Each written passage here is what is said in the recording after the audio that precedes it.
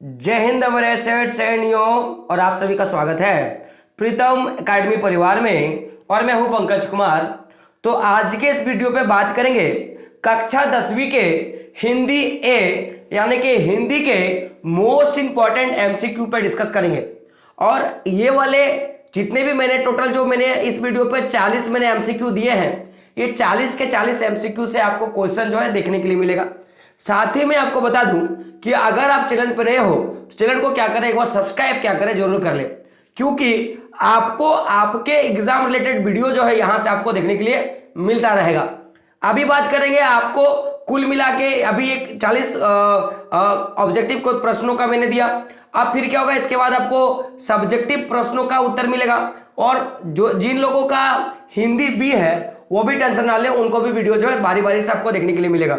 साथ ही अगर आपका एसएसटी का एग्जाम क्रॉस हो गया है तो आपने कितना सही करा है एक बार वो भी जाके आप क्या करें, जरूर देख ले।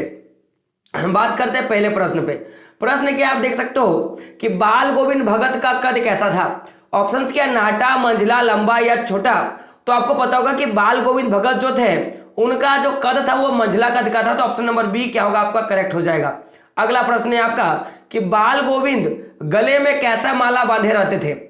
तो बाल गोविंद भगत जो थे वो गले में तुलसी का माला पहनते थे, तो ऑप्शन नंबर डी क्या होगा आपका ये करेक्ट हो जाएगा। अगला प्रश्न है आपका कि अमीरुद्दीन का जन्म कहां हुआ था। अमीरुद्दीन का जन्म कहां हुआ था। ऑप्शन क्या, ननिहाल में, डुमराव में, काशी में या इनमें से कोई नहीं। तो जो अमीरुद्दीन था उनका जन्म कहां पे हुआ था, डुमराव में हुआ था, तो ऑप्शन नंबर बी क्या होगा इसका आपका करेक्ट हो जाएगा। अगला प्रश्न है आपका कि कौन कौन एक दूसरे के लिए उपयोगी है। ऑप्शन क्या, डुमराव और बिहार, काशी और डुमराव, सहनाई और डुमराव, और अमीरुद्दीन और बिहार। तो जो ये जो दोनों के बीच में जो संबंध है माय डियर फ्रेंड, वो क्या हो जाएगा, सहनाई और डुमराव क्या होगा इसका आंसर हो जाएगा। ऑप्शन नंबर सी क्या होगा आपका सही आंसर हो जाएगा। अगला प्रश्न आपके स्क्रीन पर यह रहा कि तुम्हारी यह दंतुरित मुस्कान इस काव्यांश के लेखक कौन है। ये जो आप देखोगे काव्यांश है इसके लेखक कौन है आपका ये प्रश्न है। ऑप्शन क्या, निराला, जयशंकर, नागार्जुन और महादेवी वर्मा। तो जो ये जो तुम्हारी दंतुरित मुस्कान इसके लेखक कौन है, तो इसके लेखक कौन है आपके पास, तो इसका आंसर क्या हो जाएगा, नागार्जुन। क्या हो जाएगा, नागार्जुन क्या होगा इसका सही आंसर हो जाएगा। अगला प्रश्न है दंतुरित का क्या अर्थ होता है। ऑप्शन क्या है, बिना दांत का, लंबे लंबे दांत का, नए नए दांत का या सुंदर दांत का। तो दंतुरित का मतलब क्या होता है, बिना दांत का। क्या होगा, बिना दांत का। ऑप्शन नंबर ए क्या होगा आपका सही आंसर हो जाएगा। अगला प्रश्न है ना, क्या है, बलुक बोध बोधा नहीं तो ही, है ना, बालुक बोध बोधा नहीं तो ही, इस काव्य की पंक्ति के रचयिता कौन है। तो ये तो रचयिता जो है कवि का नाम पूछा। ऑप्शन क्या है, कबीर, तुलसीदास, सूरदास या देव। तो इसका आंसर क्या हो जाएगा, देव। तो ये जो है बालुक बोध बोधा नहीं तो हुई, तो ये जो काव्यांश है इस पंक्ति का जो रचनाकार जो कवि उनका नाम क्या है, देव। बात करें अगले प्रश्न पे।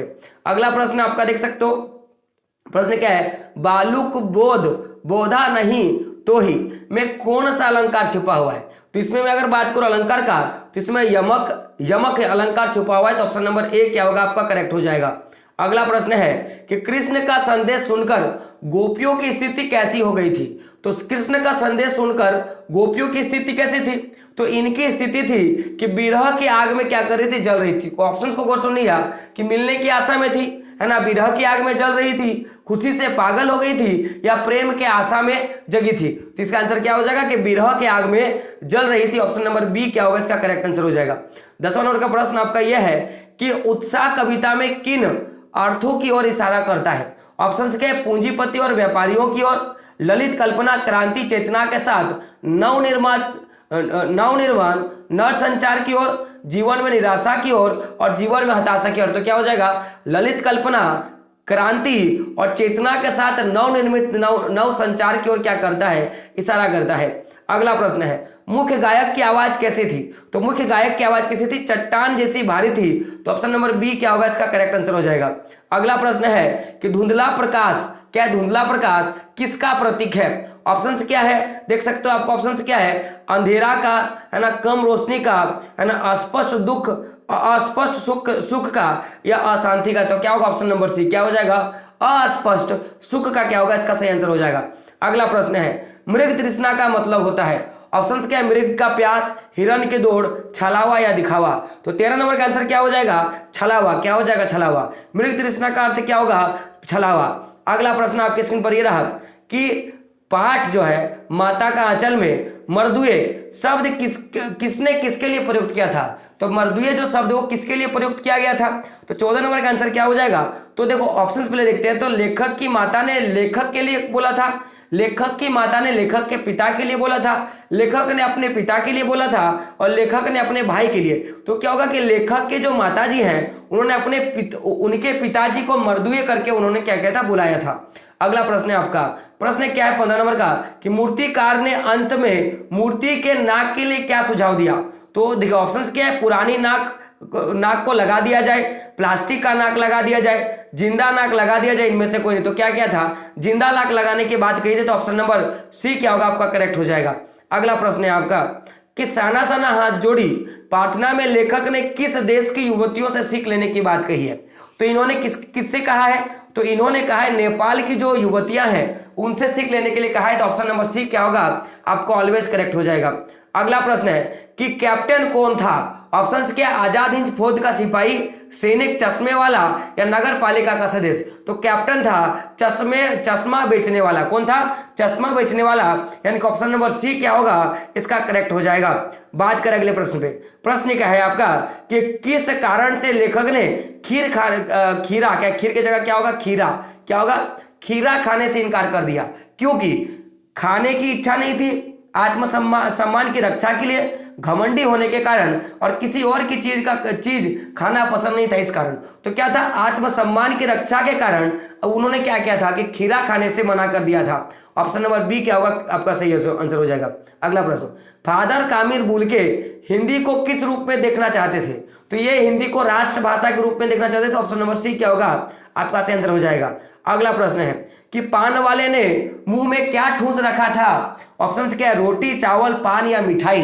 तो क्या था, उन्होंने पान वाले के मुंह में पान जो था वो ठूसा हुआ था। बात करें अगले प्रश्न पे। अगला प्रश्न है आपका कि शहनाई की ध्वनि को क्या कहा जाता है। 21 नंबर का प्रश्न है कि शहनाई की ध्वनि को क्या कहा जाता है। तो इसे मंगल ध्वनि कहा जाता है। ऑप्शन नंबर बी क्या होगा इसका आपका करेक्ट हो जाएगा। अगला प्रश्न है आपका कि लेखक ने शहनाई की मंगल ध्वनि का नायक किसे कहा है।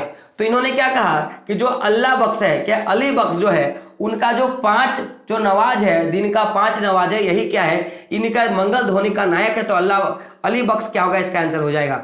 अगला प्रश्न है पुराइन पात का क्या अर्थ होता है। ऑप्शंस क्या है, पीपल का पत्ता, केले का पत्ता, कमल का पत्ता या आम का पत्ता। तो कमल का पत्ता क्या होगा इसका सही आंसर हो जाएगा।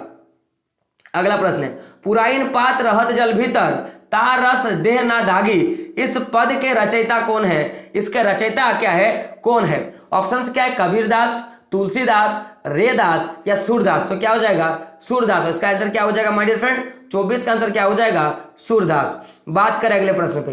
25 नंबर का प्रश्न है आपका कि किसकी आवाज को कमजोर एवं कोपती हुई बताया गया। तो जो आपका मुख्य ऑप्शन देखिएगा, मुख्य गायक का, छोटा भाई का, श्वेता का या क्या था कृत लेखक की। तो देखिएगा जो लेखक का छोटा भाई था उसका आवाज जो था वो आपको कैसा कमजोर और कांपती दिखाई दिया।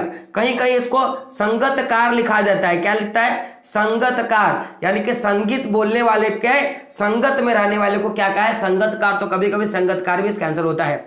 अगला प्रश्न है गोपियों ने बड़ी भागी किसे कहा है। तो गोपियों ने उद्धव को कहा है क्योंकि उद्धव कृष्ण के सम्मुख रह के भी उनके प्रेम और स्नेह के पात्र नहीं बन पाए, इसलिए उन्होंने कहा था। अगला प्रश्न है परशुराम ने मंदबुद्धि बालक किसे कहा है। तो लक्ष्मण को परशुराम ने मंदबुद्धि बालक कहा है। तो ऑप्शन नंबर बी क्या होगा आपका सही आंसर हो जाएगा। अगला प्रश्न है आपका कि मृतक में जान डालने वाली शक्ति किसमें है। मृतक माने मरे हुए पे किसमें शक्ति है। ऑप्शन क्या है, बच्चों में, बड़ों में, बच्चों की मुस्कान में या बूढ़ों में। तो आपको पता होगा कि यह तुम्हारी दंत्रित मुस्कान वो मृतकों में भर देगी जान, ऐसा करके कुछ था। तो बच्चों की जो मुस्कान होती है उसमें। तो ऑप्शन नंबर सी क्या होगा इसका आंसर हो जाएगा। अगला प्रश्न है फसल किसका गुणधर्म है। ऑप्शन क्या है, मिट्टी की, जल की, हवा की या कि सूर्य की किरणों का? तो ये किसका है? मिट्टी का है। क्या होगा? मिट्टी का। तो 29 का सही आंसर क्या हो जाएगा? ऑप्शन नंबर ए, मिट्टी की क्या है? गुणधर्म है। अगला प्रश्न है आपका कि बाल गोविंद भगत किस कला में निपुण थे? तो ये गायकी में निपुण थे। ऑप्शन नंबर डी क्या होगा? आपका सही आंसर हो जाएगा। अगला प्रश्न है आपका, अगला प्रश्न है 31 नंबर का कि लेखक के पिताजी का स्वभाव कैसा था? ऑप्शंस क्या है? हुस्सेला, एक्चुअली होगा गुस्सेला, हुस्सेला लिखा गया, क्या होगा? गुस्सेला, जिद्दी, रूखा या शक्की? तो लेखक के जो लेखिका के जो पिताजी हैं उनका स्वभाव कैसा था? शक्की मिजाज का था। तो ऑप्शन नंबर डी क्या होगा? आपका करेक्ट हो जाएगा। अगला है आपका कि जॉर्ज पंचम की मूर्ति कहां स्थापित की गई थी? तो जॉर्ज पंचम की जो मूर्ति है वो दिल्ली में स्थापित किया गया था। तो ऑप्शन नंबर बी क्या होगा? आपका सही आंसर हो जाएगा।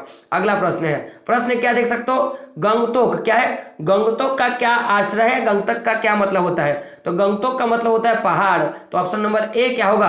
आपका आंसर हो जाएगा। बहुत सारे मुझे पता है गंगटोक का मतलब क्या बोलते हैं, झरना मार के आए, वो भी गलत हो जाएगा। पहाड़ क्या होगा? इसका सही आंसर हो जाएगा। अगला प्रश्न है, कवि कविता में छाया का क्या अर्थ है? तो पुरानी मीठी यादें, परछाई, दुख या परेशानी?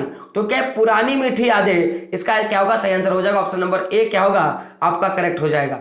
बात करें अगले प्रश्न पे। अगला प्रश्न है 35 नंबर का आपका कि भोलेनाथ अपने क्या है? भोलेनाथ अपने हजमिलियों क्या है? क्या है? भोलेनाथ अपने हम जोलियों के दल में मिलकर क्या करने लग जाता था? तो वो क्या करता था कि हमेशा जो था वो तमाशे करने लगता था। तो ऑप्शन नंबर बी क्या होगा? आपका सही आंसर हो जाएगा कि अपने सहपाठियों के साथ वो क्या करने लगते थे कि वो दल में मिलकर तमाशे करते थे। तो ऑप्शन नंबर बी क्या होगा? इसका सही आंसर हो जाएगा। अगला प्रश्न है, बाल गोविंद जी की टोपी कैसी थी? तो बाल गोविंद जी है वो कबीरपंथी टोपी पहनती थे। तो कबीरपंथी जैसे ऑप्शन नंबर बी क्या होगा? इसका सही आंसर हो जाएगा। अगला प्रश्न 37 नंबर का प्रश्न है कि लेखक ने धुआंधार भाषण कहां दिया था? ऑप्शन क्या है? अजमेर में, दिल्ली में, जयपुर में या हल्दी घाटी में? तो 37 का आंसर क्या हो जाएगा my dear friend? Option number A, Ajmer में। ऑप्शन नंबर ए क्या होगा? आपका आंसर हो जाएगा। लेखिका ने धुआंधार भाषण कहां दिया था? अजमेर में।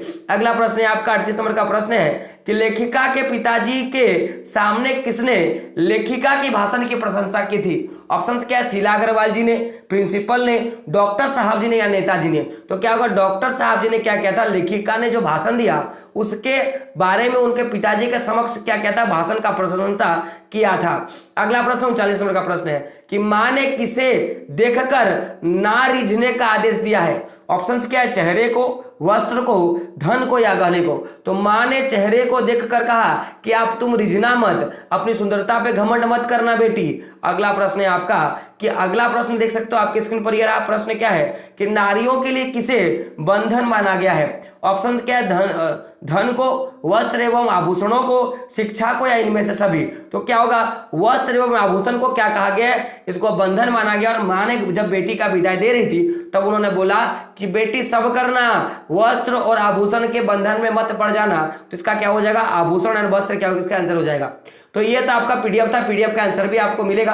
अगर आपको पीडीएफ चाहिए तो आप क्या करें? व्हाट्सएप ग्रुप में आकर हमारे टेलीग्राम में और व्हाट्सएप ग्रुप में ज्वाइन करें। मैं आपको टेलीग्राम में अथवा मैं आपको व्हाट्सएप ग्रुप में क्या करूंगा? मैं इसका आंसर आपको दे दूंगा। तो वीडियो कैसा लगा कमेंट बॉक्स में बताना है। साथ में चैनल पर नए हो तो क्या करें? चैनल को सब्सक्राइब करना है और इसी तरह के पीडीएफ पाने के लिए क्या करना है? आप हमारे साथ बने रहना है। तो दोस्तों मिलते हैं अगले वीडियो में, तब तक के लिए जय हिंद, जय भारत और आपका दिन शुभ हो।